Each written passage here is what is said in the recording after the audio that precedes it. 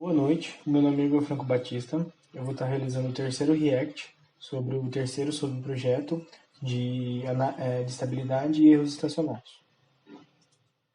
Boa noite, meu nome é Fernando Silva Freitas, vou fazer a apresentação aqui do subprojeto 3 da disciplina de controle 1.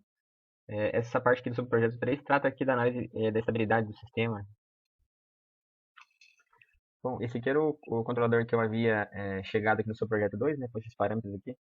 3 para o proporcional e 0,1 para o derivativo, né, que acaba multiplicando aqui para o proporcional, fica 0,3 para o derivativo. Então, para obter a função de transferência aqui da malha fechada, eu efetuei as considerações de que essa derivada aqui vai ser um S, né, um zero no caso, zero simples. Então, o meu sistema lá, que é o 1028 por S ao quadrado, fica representado por essa função de transferência aqui. E o controlador fica representado por isso aqui, ó. A parte proporcional e a parte derivativa. E embaixo seria 1, né? Então, sem um polo embaixo, né? Mas eu acredito que isso deva estar errado porque na hora de fazer a simulação e comparar os resultados ficou um pouco diferente, né? Então, eu acho que essa consideração de que isso aqui é apenas um S não é válida, né? Mas, para seguir adiante ali com o subprojeto 3, eu mantive essa consideração, né?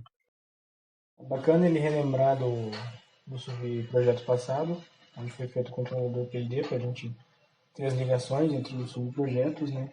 E o comentário também é interessante ali, onde ele coloca o S adicional ali como uma variável para o subprojeto, né? Mesmo não sendo válido para o sistema real. Né?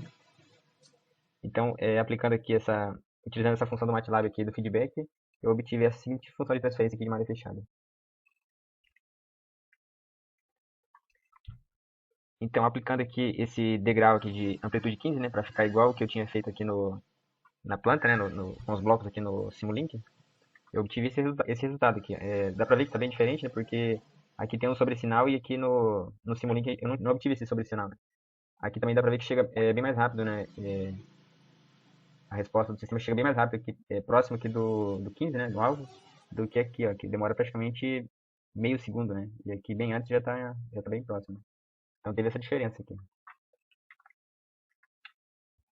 Aqui dando um zoom aqui para ficar um pouco mais próximo à escala, né, mas ainda está 10 vezes menor aproximadamente, dá para ver de uma forma mais nítida aqui a diferença entre os dois gráficos. Né. Só de uma forma um pouco mais.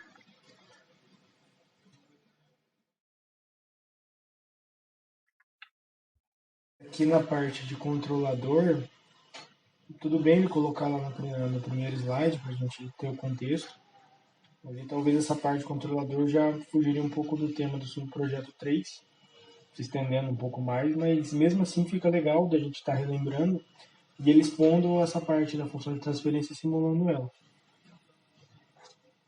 Aqui dando um zoom aqui para ficar um pouco mais próximo entre os dois gráficos.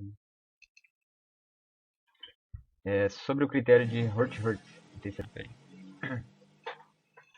Corta. Bom, sobre o critério de Hurth-Hurth, não sei se é bem essa a pronúncia, é basicamente um algoritmo que permite analisar se existe ou não polos no semiplano direito, né, que vai fazer com que o sistema fique instável. Para esse sistema aqui, nós temos essa tabela aqui, né, como seria preenchido o algoritmo. Né. Na primeira coluna, nós colocamos do maior para o menor termo, né? Essa quarta, essa terceira, essa é quadrado, essa é 1 e essa é 0. Então, nessa primeira linha, nós vamos preenchendo alternando, né? A 4, né, que é o primeiro coeficiente, a 3, a 2, a 1, a 0, 0. Daí, para determinar os demais componentes aqui da célula, é feito esse. Bacana ele colocar a tabela completa aqui com os critérios bem dispostos na tela, explicando qual ponto é o que, quais linhas tem e quais linhas vão ter usados, né? O A4, A2, A0 na primeira, A3, A1, A0, é bom para a gente identificar e se localizar no tema. esse procedimento aqui. Pega, no caso, o determinante, né, negativo, né, então faz ao contrário aqui o determinante, A3 vezes A2 menos A4 vezes A1. E isso aí divide por essa raiz do termo aqui, né, que é o primeiro termo aqui dessa segunda coluna anterior a essa linha que a gente está fazendo aqui. Né. Então aplica esse algoritmo aqui para preencher toda a tabela. E o critério diz assim que se houver uma mudança aqui do sinal dos elementos da primeira coluna, o número de mudanças é equivalente ao número de polos que existe no semiplano lateral direito, né? Então, se não houver nenhuma mudança de sinal aqui, significa que o sistema é estável. Bom, Ele já explicou já como funciona o critério dos dois lados, do lado direito e do lado esquerdo, com a mudança da primeira coluna, já utilizou a tabela já para explicar isso. Outra aplicação aqui para o sistema, para esse sistema seria, no caso, onde houvesse aqui uma variável, né, envolvendo aqui um dos coeficientes. Né? Então, ao aplicar esse método, né, apareceriam expressões algébricas aqui. Né? E através da análise dessas expressões algébricas, seria possível determinar, por exemplo, para que faixa de valores uma determinada variável permitiria que o sistema fosse estável, né? Ou a partir de qual ponto ele vai ser instável. Né? Então, é possível fazer essa análise com esse método de Hurth-Hurth. Aqui, então, com essa função de transferência de malha fechada do meu sistema lá, aplicando então esse método, né, ele é um pouco mais curto, porque o maior termo aqui é um S ao quadrado, né? Então ficou da seguinte forma, aqui na primeira coluna é S ao quadrado, S é 1 e S é 0. Então 1, que é esse, o que está multiplicando o S ao quadrado aqui, 308.4, 3.084 aqui, e aqui está até esse valor, mas seria 0 aqui, esqueci de corrigir aqui, que seria 0. Então, fazendo o algoritmo aqui para esse elemento da coluna, né, nós obtemos esse resultado aqui não é necessário mais calcular. E, então, analisando aqui, não há nenhuma troca de sinal, né? Todos os números são positivos aqui. E é possível, então, concluir que o sistema é estável, né? A tabela dele ficou bem curtinha, mas não tem muito o que ele fazer também, porque a função de transferência dele, igual ele mencionou no vídeo, só tem um S ao quadrado. Então, bem feita. Ele já aplicou direto no processo dele, né?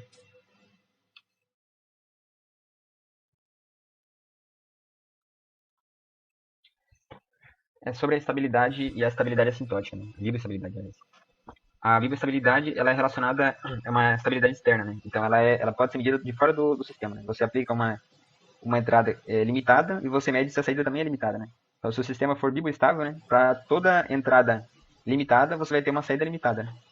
Eu coloquei essa imagem aqui que ela representa, assim, de uma forma mais ilustrativa, que seria a vibrostabilidade, né? Então, para esse cone, nessa posição, né, se nós aplicarmos uma determinada força nele e soltarmos, ele tende a voltar e permanecer estável nessa posição. Já aqui seria um meio termo, né? Seria um sistema neutro, né? Se você aplicar uma entrada limitada, ele tende a se mover um pouco e depois parar, né? Mas não vai parar na hora, né? Ele vai permanecer rolando mais um tempo ali, provavelmente. Então, é um sistema que não chega a ser estável, mas também não é instável. E aqui seria um sistema instável, né? Um sistema que está equilibrado sobre esse vértice, né? Dá pra ter esse sentimento, né, de que é instável. Para qualquer mínimo toque, mínimo de força aplicada nesse cone, nessa posição, ele tende a, a rolar e não vai mais voltar nessa condição de estabilidade que ele estava inicialmente aqui. Né? Ele vai ter uma saída brusca, né? Para uma entrada que, com a mínima entrada, ele vai ter uma resposta brusca. Né? Cara, muito legal esse exemplo dos cones, cara. Ficou muito ilustrativo. Deu para entender super bem o que você quis passar. E o conteúdo ficou bem explicado. De uma forma bem simples. Boa ideia, cara. A estabilidade interna ou estabilidade assintótica é uma estabilidade relacionada à entrada nula, né? Então, um sistema que tem condições iniciais não nulas, se você aplicar uma entrada nula nele, ele vai se comportar de uma certa forma. Se ele tiver uma estabilidade interna, ele vai tender a estabilizar em algum valor, né? Em zero, por exemplo, né? Ou manter aquela condição inicial dele. Agora, se ele não for internamente estável, ele vai tender a crescer a saída dele, mesmo que você não tenha uma entrada, né? E isso está relacionado à posição aqui dos polos dele.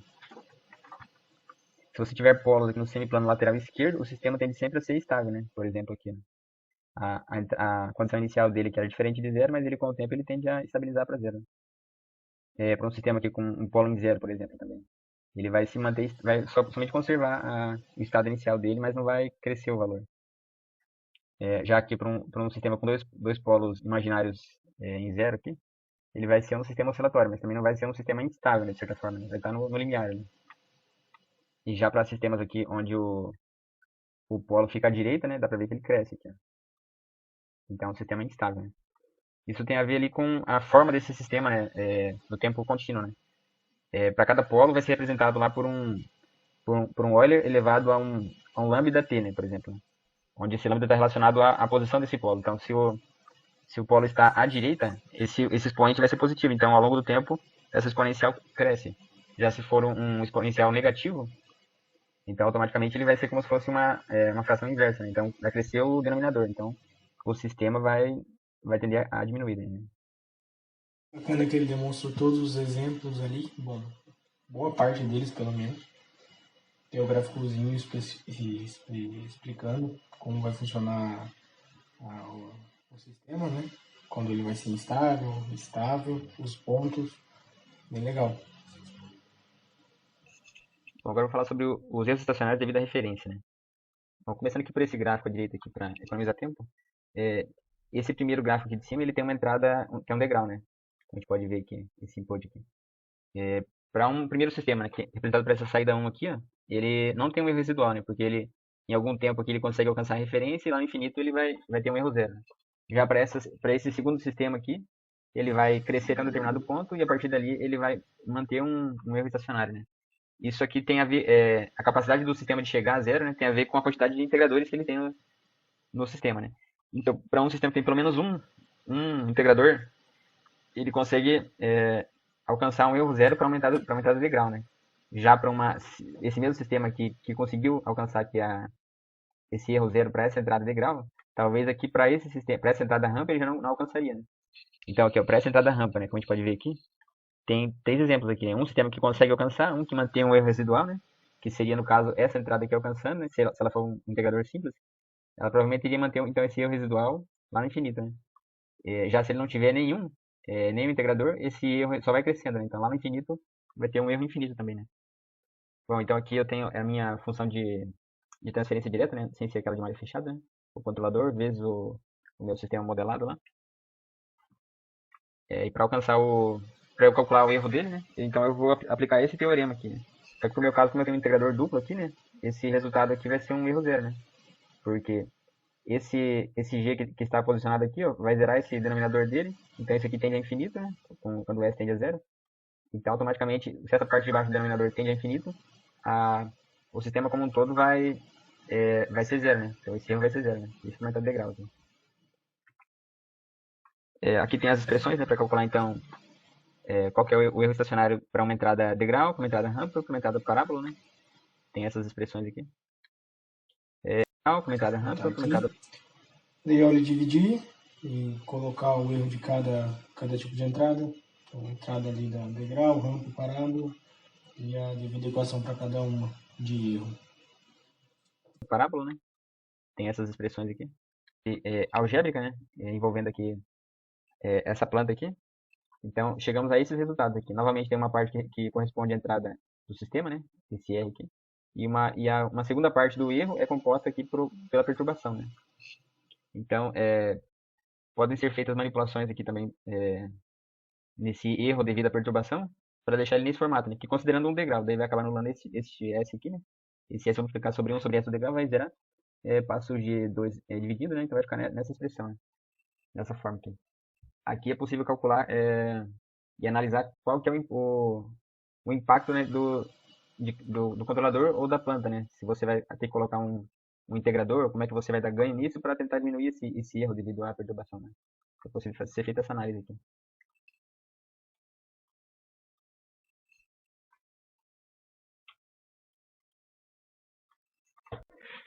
Bom, então aqui para dar tempo de apresentar tudo uns 15 minutos, eu vou ser um pouco mais direto aqui em relação ao erro estacionário e o erro da perturbação, né? Mostrando aqui no Simulink o problema, né? O meu sistema aqui ele tem um integrador duplo, né? Tem um S ao quadrado aqui no denominador. Então, a gente conseguiu lá no projeto 2, né? Chegar no alvo sem ter um integrador aqui, né? Então, só com a componente proporcional à componente derivativa, né? Eu consegui chegar, então, no alvo, né? No meu alvo de 15 que eu estava aplicando, né? Lá naquele momento eu não consegui entender direito isso, mas agora eu entendi, né? Então, a gente pode ver aqui que o sistema, ele realmente ele chega, né? No alvo, né? Sem ter um integrador no controlador, né? Só com então, tendo esses integradores no sistema, né? Ele busca o alvo, né? Porém, aqui aplicando então um degrau em algum momento aqui no momento 10 foi aplicado um outro pequeno degrau entre o controlador e o sistema, né? E a gente pode ver que ele não corrigiu isso aqui, né? Então ele manteve esse erro estacionário aqui devido a essa perturbação que houve. Que poderia, num caso real, ser um ruído ou algum outro problema, né, envolvendo o controlador, né, alguma perda de sinal. Então aqui eu já deixei pronto esse integrador para adicionar aqui no controlador, né? Eu vou acrescentar um valor aqui para ele 0.1, que eu havia testado antes. Vamos rodar o programa aqui. Então aqui a gente pode ver que adicionando o controlador ali para um sistema que já tem dois integradores no sistema, né? Mesmo assim ele não conseguiu fazer essa correção. Então foi necessário adicionar um integrador aqui anterior, né, no controlador, para poder fazer essa correção do alvo aqui, né? E tem um erro zero lá em regime permanente. Né? Então a gente vê que está atuando aqui, né? O integrador do controlador também. É bem bacana ali utilizar os dois tipos de exemplo, com e sem o integrador ali. Que no exemplo ali que ele adicionou o degrau ali no tempo 10 não teve correção, e depois ele adicionou um integrador para ter essa correção do sistema. Bem bacana, ficou didático, ficou bem explicado essa parte, cara.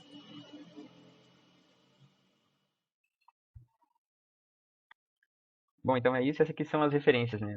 O livro de Sinais e Sistemas do LAT e o livro de Engenharia de Sistemas de... Bacana, gostei bastante da apresentação, galera. Ficou bem legal essa parte da simulação aqui que você fez no final. Deu para entender super bem. Ficou legal os desenhos, a explicação do triângulo lá, gostei bastante, viu? Então, ideias legais e apresentação muito bacana. Parabéns.